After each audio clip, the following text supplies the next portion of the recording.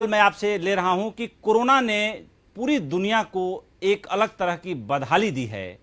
पंजाब में भी 5,000 के ऊपर आंकड़े पहुंच गए हैं, लेकिन इन आंकड़ों से ज्यादा गंभीर स्थिति है कि राज्य को आर्थिक रूप से काफी नुकसान उठाना पड़ा है। एक मोटा मोटा आकलन हमारे दर्शकों को बताएं कि कितना नुकसान हुआ है कैप्टन साहब इस कोरोना के चलते। देखिए, दोनों तरफ से नुकसान है। एक तो जानी नुकसान है। कल शाम तक हमारे 150 क्रॉस कर गए हमारे जो डेथ्स हैं जी। और कोरोना के जो पेशेंट थे 5,600 हो गए थे कल शाम तक। उसमें से काफी ठीक होके वापस चले गए और एक्चुअली अभी हॉस्पिटल में या आइसोलेशन में या होम क्वारंटीन में हमारे 1700 के करीब है जी। That is it. सो बाकी स्टेटों से तो अच्छा है, लेकिन मैं इसको भी बुरा समझता हूँ क्योंकि कोई भी एक मेरा बीमार हो जाए या एक पंजाब का कोई हमारा भाई या बहन कोई चली जाए तो मुझे दुख होता है। That is it. जहां तक आर्थिकता है, आर्थिकता तो बहुत खराब हो गई। मेरे पास 2,52,000 हमारी इंडस्ट्री है पंजाब में, उसमें से 0 पे आ गई थी, सब बंद हो गई थी। अब आहिस्ता आहिस्ता 2,32,000 अब हमारी इंडस्ट्री चालू होने लग गई। 17 लाख के करीब हमारी लेबर आ गई वापस उसमें, लेकिन अभी भी 40% से हम जा रहे हैं। ओवरऑल अगर मैं आज को आपको बताऊं, हम एस्टिमेट कर रहे हैं कि हमारा रेवेन्यू लॉस इस साल में, इस फाइनेंशियल ईयर में तकरीबन 30,000 करोड़ होगा, जो बहुत बड़ा आंकड़ा है कैप्टन साहब।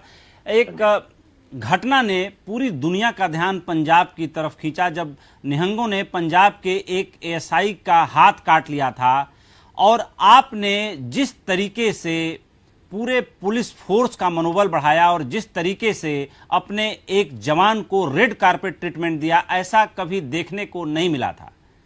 ये पूरा घटना क्या था कैप्टन साहब, ये कैसे हुआ और आपने कैसे सोचा कि जब ये हमारा बंदा ठीक होके आएगा तो इसको ऐसा रिस्पेक्ट देना है कि पूरी दुनिया पलट कर देखे। जब वो अपने घर लौटे थे तो मुझे याद है कि वो वीडियो मैंने कई बार देखा था और पहले तो मुझे लगा कि कैप्टन साहब आ रहे हैं, लेकिन बाद में पता चला कि ये सारा जो रेड कारपेट बिछाया गया है, ये जो सारी तैयारी है जो हॉस्पिटल से सब इंस्पेक्टर अपने घर को लौट रहे हैं उनके लिए है।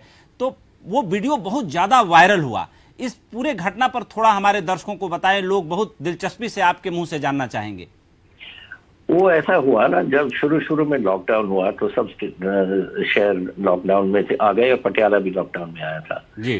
तो एक नांगों का ग्रुप था, 3-4 लोग जो बलबेड़ा साइड, एक पयोवा रोड है हमारी, उधर से आ रहे थे जी। और सब्जी मंडी में जाना चाह रहे थे। तो उसको इस एएसआई जो था उसने रोका कि आप नहीं जा सकते, आपका परमिट है या कुछ है, और उन्होंने बगैर कुछ प्रोवोकेशन अपनी तलवार निकाल के उसके हाथ को काटा। एक जो उनके साथ साथी था उसने अपनी होश रखी, उसने उठा के उसको एकदम ले गया और फिर हमने गाड़ी में पटियाला से चंडीगढ़ ले आए अपने पीजीआई में, और वहां हमारे सर्जन्स ने 12 घंटे में के ऑपरेशन में उसका हाथ को फिर उन्होंने सी दिया, जो 2 टुकड़े थे उसके। और आज भगवान की दया है, आज वो बिल्कुल उसका हाथ चल रहा है, सब कुछ इज ऑल राइट। हमने सोचा जिसने अपनी ड्यूटी की और निभाई तो उसको हमने एसआई बना दिया था, सब इंस्पेक्टर बना दिया था उसके बाद। एंड आई थिंक नहीं, पर पंजाब पुलिस की आप बात मुझे पूछ रहे हो, आप जानते हो मेरी आबादी यहाँ 3 करोड़ 20 लाख है जी। और पंजाब पुलिस ने अपने तौर पे 30 करोड़ फूड पैकेट्स लोगों को बांटे इस कोविड लॉकडाउन में, और मेरे पंजाब पुलिस के तकरीबन 150 हमारे जवान इस कोविड से अफेक्टेड हो गए। एक हमारा डीएसपी बेचारा हमारे साथ नहीं रहा, लेकिन बाकी तो नौजवान थे, वो सब रिकवर कर गए हैं, वापस ड्यूटी पे आ रहे हैं। लेकिन काफी, बिकॉज मेरे पास 81,000 पुलिस फोर्स है, उसमें से 40,000 पुलिस फोर्स मेरी सड़कों पे थी, लॉकडाउन देख रही, सब कुछ उसका चेक करना, उसमें से उनको इन्फेक्शन आ गई थी। बिल्कुल, आपने बहुत बेहतर तरीके से अपना फर्ज निभाया पुलिस के उस जवान के प्रति और पुलिस फोर्स के प्रति भी। इसके लिए सहारा न्यूज नेटवर्क की तरफ से आपको बहुत सारी शुभकामनाएं कैप्टन साहब। आपने पंजाब के लोगों से सुरक्षा नियमों का उल्लंघन नहीं करने की अपील की, मास्क नहीं पहनने के कारण बड़े पैमाने पर लोगों का चालान किया गया है, और किस तरह की सख्ती की जा रही है? क्योंकि कल प्रधानमंत्री देश के संबोधन में भी इस बात को बोल रहे थे कि अनलॉक 1 में हम लोग बहुत लापरवाह हो गए हैं और हमें जाहिर सी बात है कि और सख्ती से और चुस्ती फुर्ती से इन सब चीज़ों का पालन करना है। तो जाहिर सी बात है कि जब प्रधानमंत्री ने इसको अंडरलाइन किया तो, और उन्होंने ये भी बोला कि हम पुलिस के अपने भाइयों से निवेदन करेंगे, रिक्वेस्ट करेंगे कि थोड़ा सख्ती करें, और आपने पहले से ही ये सख्ती लागू कर रखी है, तो अब चुनौतियां इस तरह से बढ़ने वाली हैं, क्योंकि लॉकडाउन में तो लोग एक दूसरे के संपर्क में नहीं थे, लेकिन अब सब कुछ अनलॉक हो रहा है तो लोग एक दूसरे के संपर्क में आ रहे हैं, तो जाहिर सी बात है कि संक्रमण तेजी से फैल सकता है। इसको रोकने के लिए आपने क्या क्या प्रिवेंटिव मेजर्स अपने लेवल पे ले रखे हैं? देखो, पहली बात तो यह है कि वी हैव, जो हमने पुलिस को कहा है कि जहां तक तो मास्क वगैरह है, मास्क, सोशल डिस्टेंसिंग और थूकना सबसे बुरी बात, क्योंकि स्पूटम से ही ये फैलती है बीमारी। बिल्कुल। और तभी लोग कह रहे थे कि मास्क के 75% की और तो मास्क की है, लेकिन फिर थूक जाते हैं, उधर से इन्फेक्शन निकल जाती है, किसी के पाँव पे आ जाती है, घर में चली जाती है, इट बिकम वेरी डिफिकल्ट। तो इनको हमने सबको इन पे फाइन लगाए। और अनफॉर्चुनेट बात है, बुरी बात मैं कहता हूँ कि मेरा रोज ही तकरीबन 4 और 5 हज़ार के दरमियान मेरे फाइन्स होते हैं। मास्क नहीं पहनना या सोशल डिस्टेंसिंग रखनी।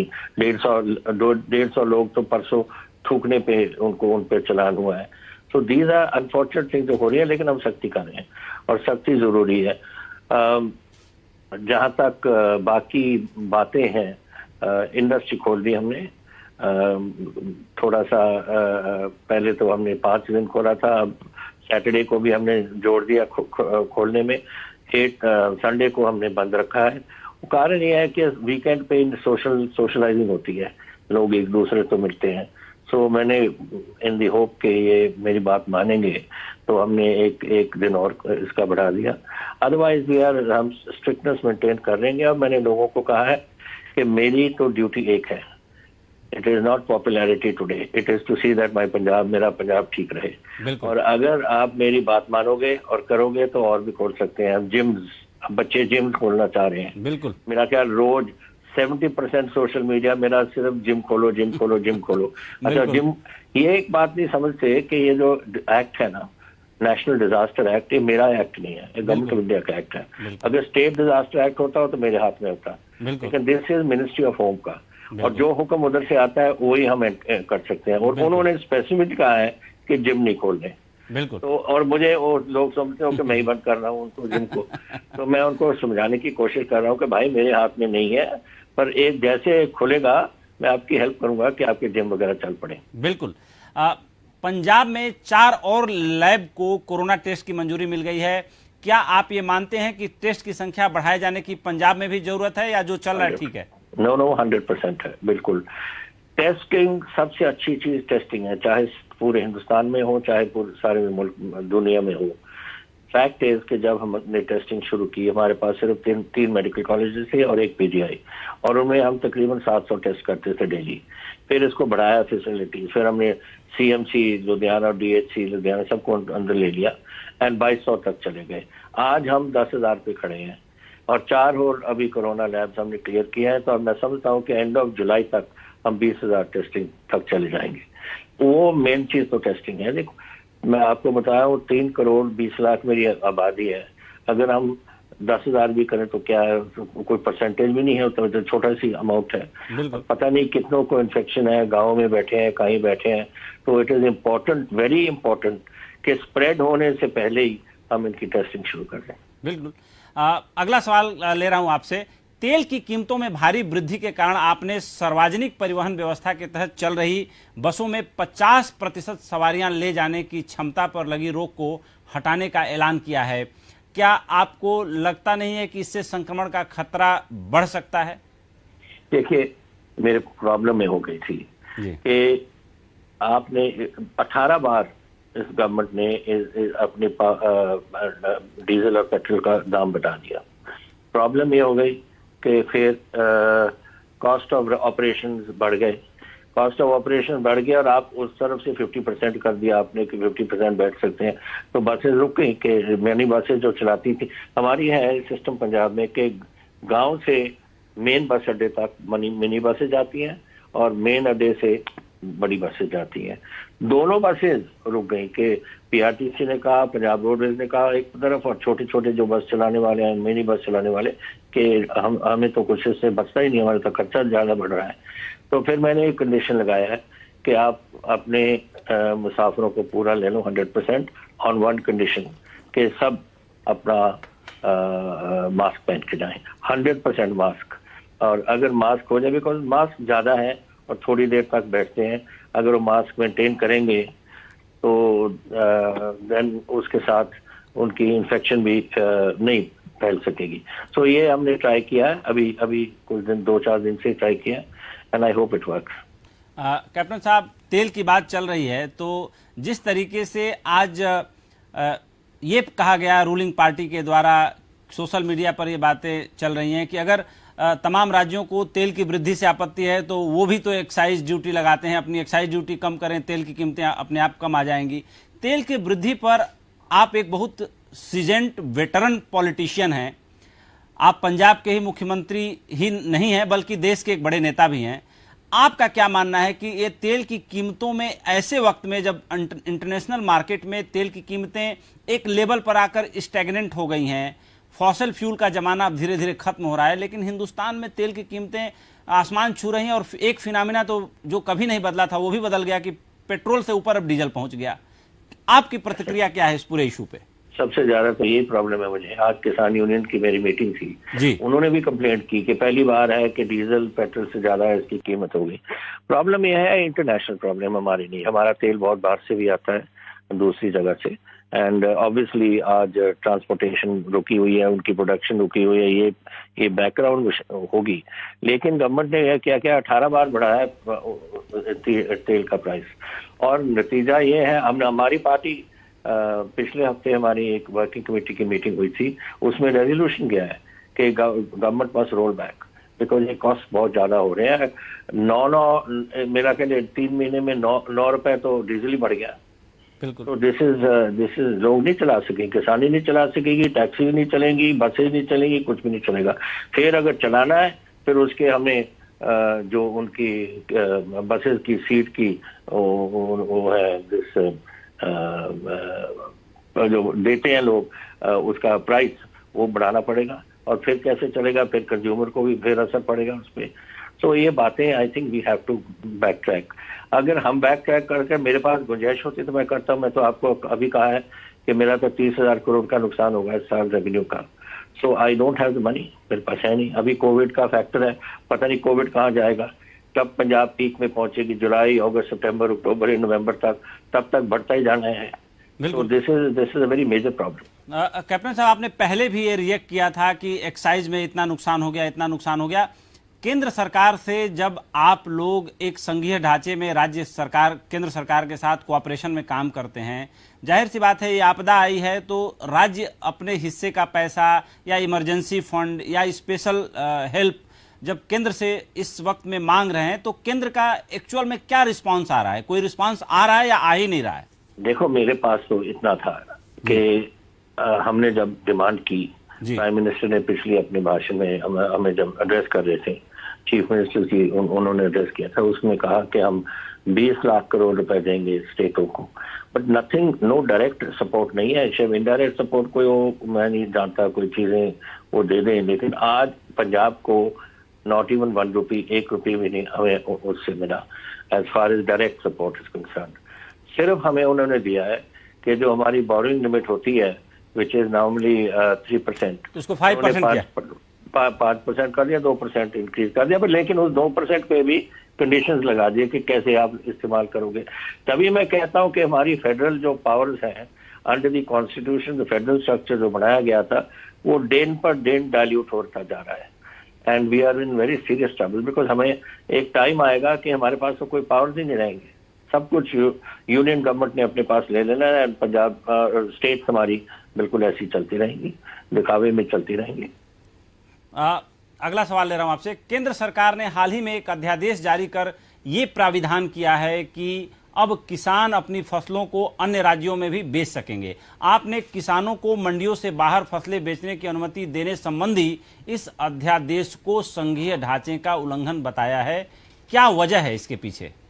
इट इज बिकॉज हमारी, देखिए, पंजाब, हिंदुस्तान एक PL 480 अमेरिका से हम गेहूं वगैरह लेते थे जी। एक टाइम था, हम जाते थे अपनी जोली उठा के कि भर दो हमारी जोली, अमेरिकन को हम कहते थे, और हम वो देते थे हमें अंडर अग्रीमेंट कॉल्ड PL 480। 1966 में पंजाब ने ग्रीन रेवोल्यूशन शुरू हुआ, हमने मैक्सिकन बीट्स ले आए और हम फिलीपीन से राइस ले आए, हमारी PAU ने उनको, पंजाब एग्रीकल्चर यूनिवर्सिटी ने उनको आगे बढ़ाया, और एक टाइम आया 3 साल में PL 480 खत्म और पंजाब ने सब हिंदुस्तान को गेहूं और चावल देने लगे। अब इतने साल चलता रहा, उसके लिए एक मिनिमम सपोर्ट प्राइस बनाई, उसके लिए उन्होंने मंडी बोर्ड लगाया, मंडी एक्ट, और बोर्ड वगैरह जहाँ खरीद होती है, और दी टोटल कंट्रोल हमारा एग्रीकल्चर का हमारे हाथ में आ गया। एंड जैसे अब इन्होंने देखा कि हमारे पास सरप्लस है, क्योंकि और एरियाज हिंदुस्तान के डेवलप हो गए, गंगा जमुना बेसिन डेवलप हो गया, आपका कावरी बेसिन हो गई डेवलप, आपकी नर्मदा बेसिन है डेवलप, चावल की पैदावार वहाँ बढ़ने लगी बहुत, और पंजाब की इतनी जरूरत नहीं। आप कहते हैं मंडी MSP उठा दो। आपको याद होगा शांता कुमार कमेटी थी एक, शांता कुमार कमेटी की रिकमेंडेशन यही थी कि MSP must stop and FCI को वाइंड अप करो, और वो वाइंड अप हो जाएगी तो हमारे किसान तो मर जाएंगे। आज आपकी MSP फॉर मक्की इस 1700 रुपए, लेकिन 4 दिन पहले जिस दिन मेरी ऑल पार्टी मीटिंग की थी, उस दिन होशियारपुर में 700 रुपए 600 रुपए क्विंटल बिकी मेरी मक्की, जहाँ 1700 रुपए क्विंटल थी, बिकॉज उसकी सपोर्ट नहीं की। अगर ऐसे होता रहा, यही गेहूं का हाल होगा, यही चावल का हाल होगा, तो बिल्कुल पंजाब का किसान तो बिल्कुल मर जाएगा इसमें। तो हमने बिल्कुल आज किसानों की, हमारी किसान यूनियन की मीटिंग हुई सारे पंजाब की, और सबने यूनानिमस रेजोल्यूशन पाया जाना है। और इससे पहले हमने इनसे अपने पॉलिटिकल पार्टी से भी मीटिंग कर चुका हूँ, वो भी यूनानिमस स्टेट्स में कि वी आर अगेंस्ट इट। तो हम प्राइम मिनिस्टर से टाइम मांग रहे हैं, उनको जाके मिलेंगे और उनको कहा, अकाली दल को छोड़ के, क्योंकि वो तो BJP वालों के साथी हैं और गवर्नमेंट में वो तो उनकी बात करेंगे, लेकिन उनको छोड़ के सारी पंजाब यूनाइटेड है कि हमारे किसान खत्म हो जाएंगे, और हम PM को मिलके ये बात समझाएंगे। बिल्कुल। लद्दाख में भारत चीनी सैनिकों के बीच हुई झड़प में 20 भारतीय जवानों की जान जाने पर आपने कहा था कि अगर वो हमारा एक जवान मारते हैं तो हमें उनके 5 जवान मारने होंगे। क्या लगता है आपको, चीन को सबक सिखाने के लिए केंद्र सरकार को और क्या कदम उठाना चाहिए? आप आर्मी और इसके सामरिक महत्व और उसकी ताकत को बहुत अच्छे से समझते हैं, बहुत डीप स्टडी है आपकी। आपका क्या सुझाव रहेगा? आप क्या करना चाहेंगे अगर आपसे सुझाव प्रधानमंत्री मांगते हैं तो? देखिए, बात यह है, अगर आप थोड़ी सी हिस्ट्री देख लो जी, चाइना दिन पर दिन हमारे पे छा रहा है। पहले लेट्स स्टार्ट फ्रॉम 1962 से, जो हमारे पाकिस्तान POK में, पाकिस्तान ऑक्यूपाइड कश्मीर में कुछ इलाका उन्होंने चाइनीज को गिफ्ट कर दिया, जो हिंदुस्तान का था, शक्सकम वैली। ठीक है जी, शक्सकम वैली। उसके साथ अक्साई चीन लेके चाइना बैठ गया।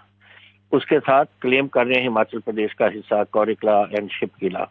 फिर Barahoti they are claiming in UP, and फिर आप दोकलम, अभी दोकलम हुआ है, and then look at from 1962 Thag La area, Tawang का एरिया, सब वो लेके बैठे हैं। And you go right down to the extreme right, it is अपना वालांग एरिया में बैठे हैं। तो दिन पर दिन ऐसे काटते जा रहे हैं। And if we are going to always start talking, कब तक हम बात करेंगे? तो थोड़ा बहुत तो बल दिखाना पड़ेगा आपको। अगर if you can use your diplomacy, by all means use it. But जब हमने यूटिलाइज की थी 1962 तो पहले के हिंदी चीनी भाई भाई, उन्होंने दिखा दिया कि भाई भाई का क्या है। अब हम फिर कह रहे हैं बड़ी प्यार से हम मिल रहे हैं, ये गवर्नमेंट मिली है उनको, और दिखा दिया उन्होंने कि क्या किया। दोकलम में पहले घुस गए और कुछ दिनों बाद इधर आके गलवान में घुस गए, और इनका इंटेंट बड़ा सीरियस है। अगर आप देखें दी ओल्ड 1947 का कश्मीर का नक्शा, वो उधर से चले जाओ आप, and you go right to the extreme. कोई जगह हिंदुस्तान में नहीं है इस जहां से we can be effectively opposition to Chinese forces, except Saltoro ridge में सियाचिन आता है, उसके बाद एक गैप है, गैप के बाद फिर अक्साई चीन आ जाती है, वो गैप है दौलत बेग ओरडी। तो इनकी सोच कुछ और है, नॉट स्मॉल बॉर्डर क्लैशेस। उनकी गलवान में जो बिल्डअप हो रही है, they are trying to do something major, strategic shift कुछ करना चाह रहे हैं। And I am sure government of India इस बात को देख रही है, लेकिन हमारी फौज जरूर देखती होगी। एंड हमारी फौज जरूर, we are a professional army, कुछ ना कुछ उन्होंने तैयारी की होगी, लेकिन ये बात रोकनी पड़ेगी। ये नहीं कि हमारे किसी कर्नल को मार दें, हमारे 120 जवान मार दें। 5 तो मेरे जवान मरे हैं उसमें पंजाब के, लेकिन मेरे जवान कहीं भी हो, मेरे हिंदुस्तान की फौज के जवान हैं, चाहे बिहार के हो, जहीं कहीं भी हो। बिल्कुल, मुझे दुख होता है जब ये हमारे जवान मरते हैं। And this is not acceptable. I as a soldier do not accept it, और मेरा अगर कोई फौजी नहीं एक्सेप्ट करेगा कि ऐसे होता रहे। बिल्कुल। कैप्टन साहब, इस समय कांग्रेस पार्टी भी भारतीय जनता पार्टी पे जिस तरीके से हमलावर है, भारत चीन के बीच जो तनाव बढ़ा है सीमा पर, उसको लेकर के आपको नहीं लगता कि कांग्रेस पार्टी को इस समय प्रधानमंत्री मोदी पर हमलावर होने के कारण, या जो है सेना पर सवाल उठाने की जगह, ये टाइम है कि इस मुद्दे पर बात न करके, महंगाई है, पेट्रोल की कीमतें, ये सब विपक्ष का एक सकारात्मक, एक कंस्ट्रक्टिव अपोजिशन का रोल होता है, उसको करना चाहिए। लेकिन जब सीमा पर विवाद हो तो इस तरह की बातें आपको लगता है कि जायज हैं?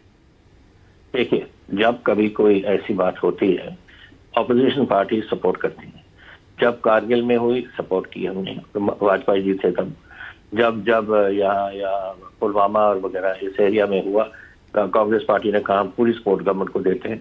अब भी कांग्रेस पार्टी ने कहा हमारी पूरी सपोर्ट है गवर्नमेंट को to handle this in whichever way they think proper, जो अभी गलवान वैली का हुआ है। लेकिन और बातें उठानी होता है, हमारी ड्यूटी है एज एन ऑपोजिशन पार्टी कि जो बातें हम समझते हैं कि उनको उठा के वो गवर्नमेंट के थिंकिंग पे कोई असर पड़े, वो तो हमारी ड्यूटी बनती है।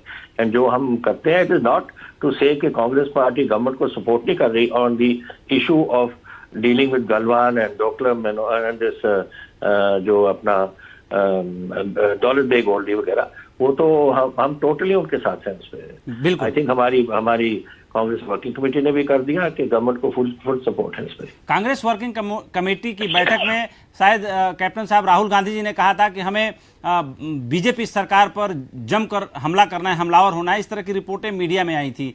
उनका कंसर्न क्या था? जाहिर सी बात है कि उस टाइम पेट्रोल डीजल की बात नहीं थी, उस टाइम ये सीमा पर झड़प था, चीन जो है आगे बढ़ रहा था और हमारे सैनिक मारे गए थे, उनके भी सैनिक मारे गए थे। और उसके तुरंत बाद जो कांग्रेस वर्किंग कमेटी की बैठक में शायद राहुल गांधी जी ने बात कही थी, इस बारे में राहुल जी ऐसी कोई उनकी सोच नहीं थी। देखो, as far as the military aspect is concern and ये चाइनीज की ऑक्यूपेशन का जो कंसर्न है, एवरीबॉडी, मैंने राहुल जी की स्पीच सुनी है, वो सब कह रहे हैं हम डॉक्टरी गवर्नमेंट के साथ है। इसका एक तो ये बात है। जहां तक हमारी दूसरी बातें हैं, इकोनॉमिक इश्यूज और ऐसी इश्यूज, कोविड का हैंडलिंग या कुछ ऐसी, वो तो अब सारी ऑपोजिशन का काम ही यही है। अब मेरे पास सारी ऑपोजिशन पंजाब में आई है, ऑपोजिशन पार्टीज, अकाली दल और बीजेपी को छोड़कर, सीपीआई, सीपीएम वगैरह सारे मेरे पास आए थे।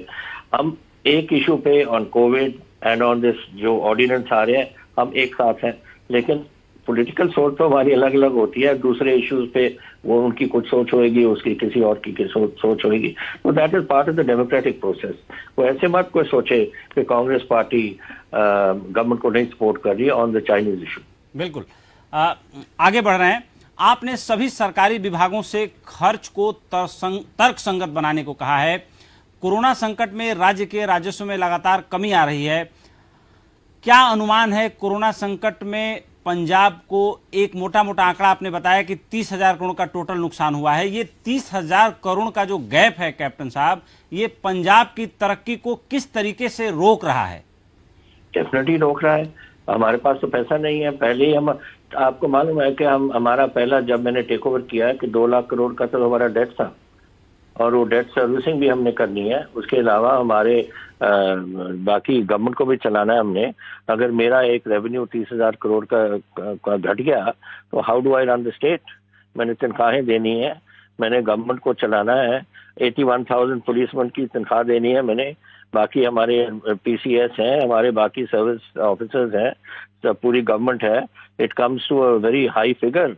एक तो सैलरीज हैं, दूसरा इस्टेब्लिशमेंट गवर्नमेंट को चलाना आसान नहीं। PWD has to continue working, construction activity has to continue, पुल बनाने हैं, सड़कें बनानी है, ये सारा कुछ तो यही है। यही तो मेरा आज झगड़ा था, क्योंकि मंडी बोर्ड का पैसा लगता है वही जो गांव वाली सड़कें उनको बनाने के लिए। अगर आप मंडी बोर्ड ही मेरा खत्म कर दोगे तो मैं सड़क कैसे बनाऊंगा गांव में? बिल्कुल, these are issues that are there कि इसका इकोनॉमिक इफेक्ट तो बड़ा मेजर पड़ेगा हमारे पे। 30,000 इज नॉट स्मॉल अमाउंट। लेकिन आहिस्ता आहिस्ता देखो, पंजाबी बड़ा एंटरप्राइजिंग है, एक तो मैं कह देता हूँ आपको। तो आज हमारे चल पड़ी, इंडस्ट्री चल पड़ी, एकदम चल पड़ी। किसी ने कुछ नहीं मांगा मेरे से, किसी ने भीख नहीं मांगी मेरे से, या कहा कि मुझे पैसे दो कि मैं अपने इंडस्ट्री को चलाना चाहता हूँ, अपने आप उन्होंने चला दिए। और है मुश्किल। पहले तो उन्होंने रॉ मटेरियल मंगाना है, फिर इसको मैन्युफैक्चर करनी है, उसके बाद मार्केट देखनी पड़ी। इंटरनेशनल मार्केट जहाँ हमारे जाते थे, वो तो आधे तो आप ही लॉकडाउन में फंसे हुए हैं, एंड उनकी पता नहीं इंडस्ट्री कितनी चल रही है कितनी नहीं। So it's a global issue पे हमने उसका सामना करना है, and Punjab is doing as best as we can. आज एक अच्छी बात हुई कि हमारा रिकॉर्ड गेहूं की फसल हुई। That is one thing. जो 60% जो हमारे लोग रहते हैं गांव में, उनको ये फायदा बहुत हुआ है। It is 127 lakh crore ton हमारी गेहूं हुआ, which is quite lot. I think it was 90 हमारे सामने 130 lakh. No, 136 was this, the amount. 26,000 crores it amounted to, जो लोगों रूरल सेक्टर में किया है। सो रूरल सेक्टर में 26,000 करोड़ जाना कोई छोटी बात नहीं। नहीं, बहुत बड़ी बात है, बहुत बड़ी बात है। अगला सवाल आपसे ले रहा हूँ, आपको जाना भी है, इसलिए आपको 2-3 सवालों के बाद बिल्कुल मैं आपका समय नहीं लूंगा। नो प्रॉब्लम जी, क्या आर्थिक तंगी की इस स्थिति में किसानों को बिजली की सब्सिडी जारी रहेगी? क्योंकि एक ये भी बहुत बड़ा कंसर्न है कैप्टन साहब। आज हम इस बिजली एक्ट को अपोज कर रहे हैं, जो आज अमेंडमेंट इन्होंने अपना अमेंड करना है बिजली एक्ट को।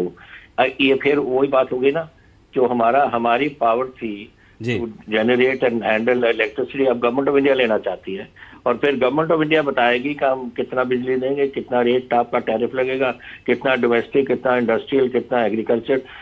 हमारे पास छोड़ेंगे क्या? फिर आपने फाइनेंशियल पास ले लिए, आपने industrial, you start doing everything, agriculture पास you are taking away from us. आप फैसला करते हो क्या होता है क्या नहीं होता। अब बिजली भी आप कर रहे हो, तो मेरे पास क्या रहेगा बताओ? मेरे पास एवरी गवर्नमेंट, हमारी जो स्टेट गवर्नमेंट से कुछ भी नहीं रहेगा हमारे पास।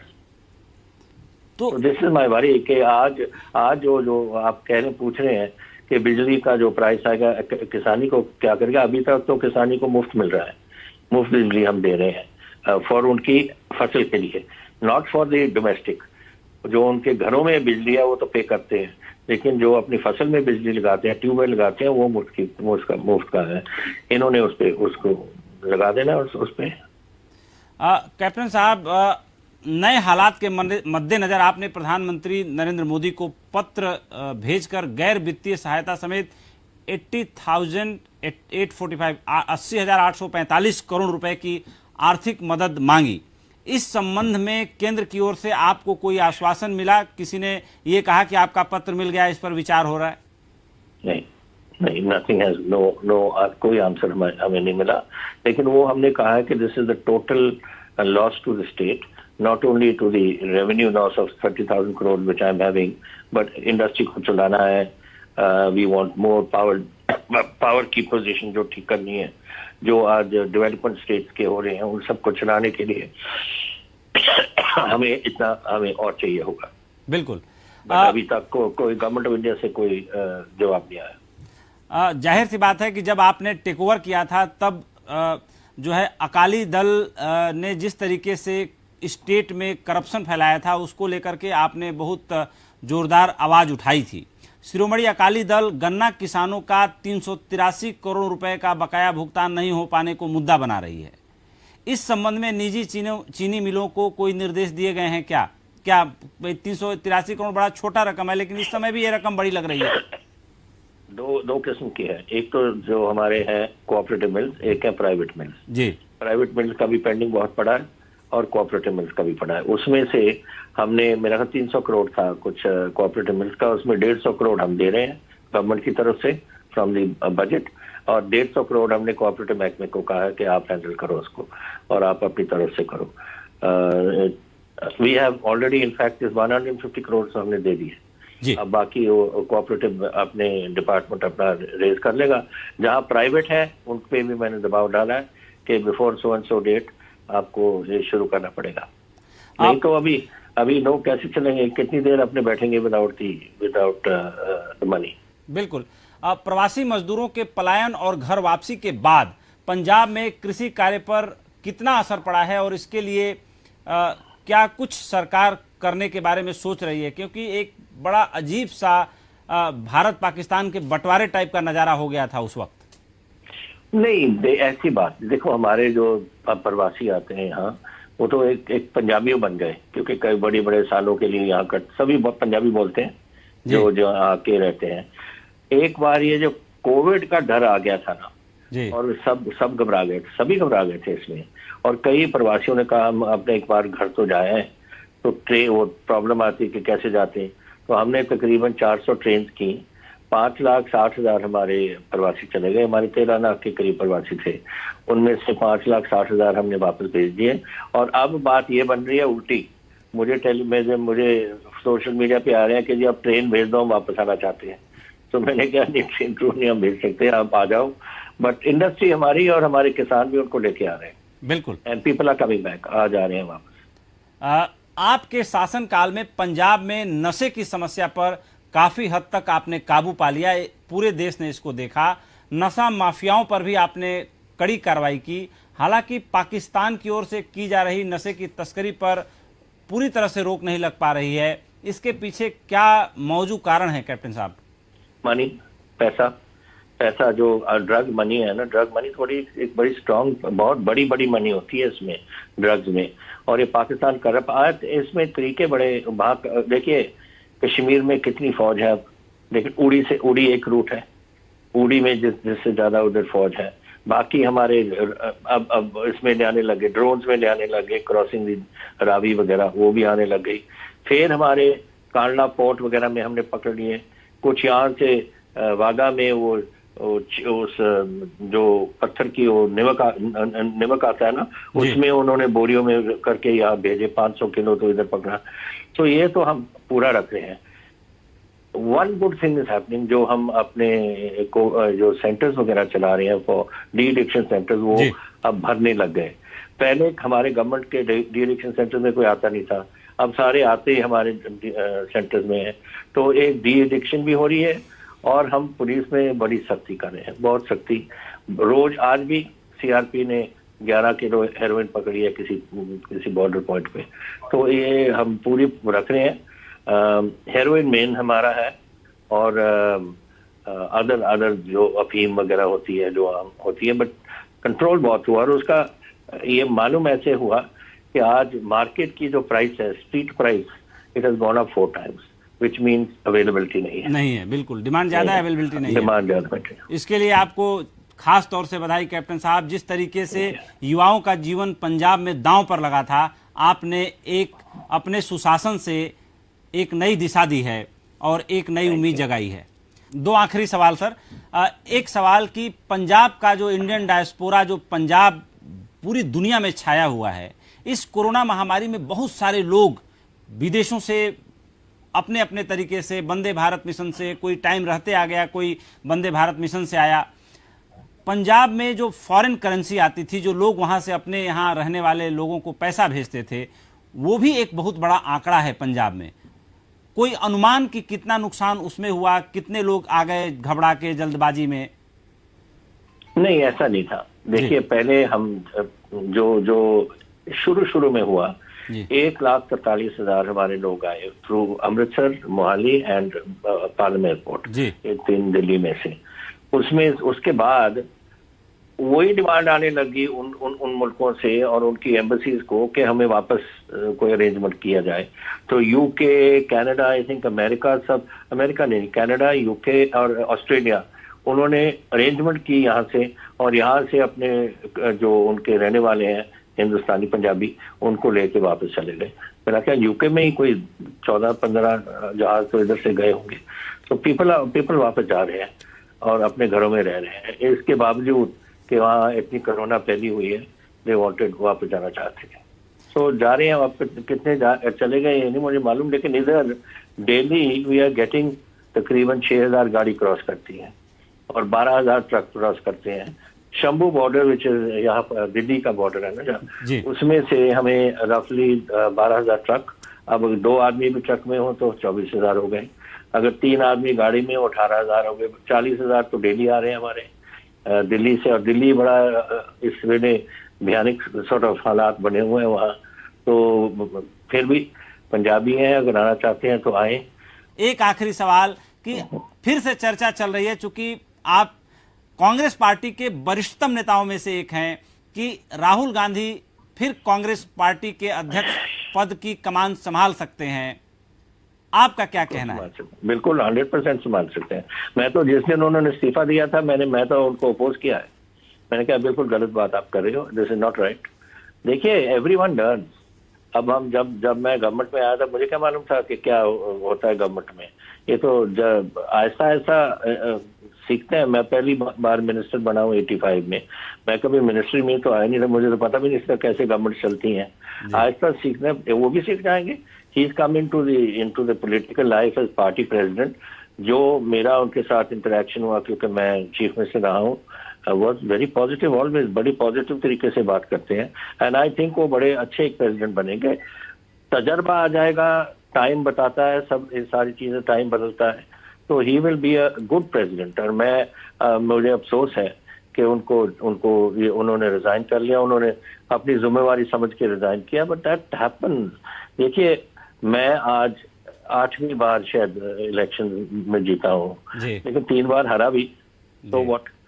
जब हार के घर तो नहीं बैठना, हार के फिर लड़ाई में आ जाते हैं। और कभी कभी so once you lose doesn't mean that you give up, you must be there. And मैं तो उसी दिन कहा था उनको, एक गलती कर दिया आप, this is not right. Captain साहब, सहारा न्यूज नेटवर्क के लिए आपने वक्त निकाला, इसके लिए दिल की गहराइयों से आपका धन्यवाद करता हूं।